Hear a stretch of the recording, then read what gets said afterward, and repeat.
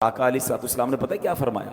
من زار قبری وجبت لہو شفاعتی، جس نے میرے روضے کی زیارت کی اس پر میری شفاعت واجب ہو گئی۔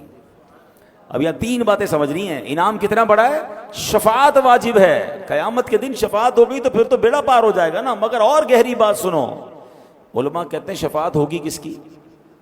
یاد رکھیے گا، کسی غیر مسلم کی شفاعت نہیں ہوگی۔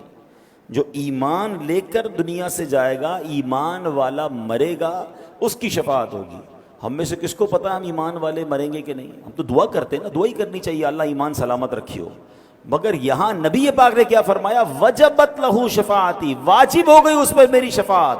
اس کا مطلب یہ ہوا جو مدینے جاتا ہے اس کے ایمان کی حفاظت بھی ہو جائے گی انشاءاللہ، اس کا خاتمہ ایمان پر ہوگا۔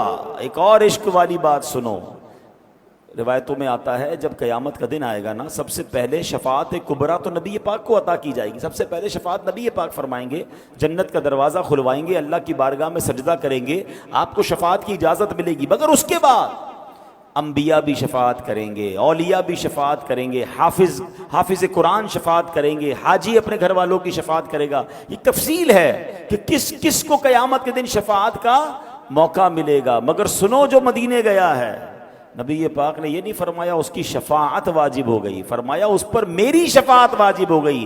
وجبت لہو شفاعتی، میری شفاعت واجب ہو گئی۔ تو اے مدینے کے زائر، تجھے مبارک ہو، قیامت کے دن صرف شفاعت نہیں ہوگی بلکہ شفاعت خود رسول پاک علیہ السلام فرمائیں گے۔ پھر بندہ کیوں نہ مدینے جانے کو ترسے؟ خدا کی قسم ایسا شہر نہیں ہے دنیا میں کوئی اور۔ ہاں، دنیا میں آپ نے کئی ملک دیکھے ہوں گے، کئی شہر دیکھے ہوں گے، ایک دو بار دیکھنے کے بعد آپ کہتے ہیں یار 2 بار دیکھ لیا، اب کہیں اور چلتے ہیں۔ کتنی بار ایک جگہ جائیں گے؟ مگر مدینہ وہ ہے 1000 بار دیکھ لیں جی بھرتا نہیں ہے۔ تو جو نہیں جا پا رہے نا، ان کا کام کم از کم یہ تو ہونا چاہیے کہ میری دعاؤں میں مدینہ ہو، میرے تصور میں مدینہ ہو، میری التجاؤں میں مدینہ ہو، میرے آنسوؤں میں مدینہ ہو۔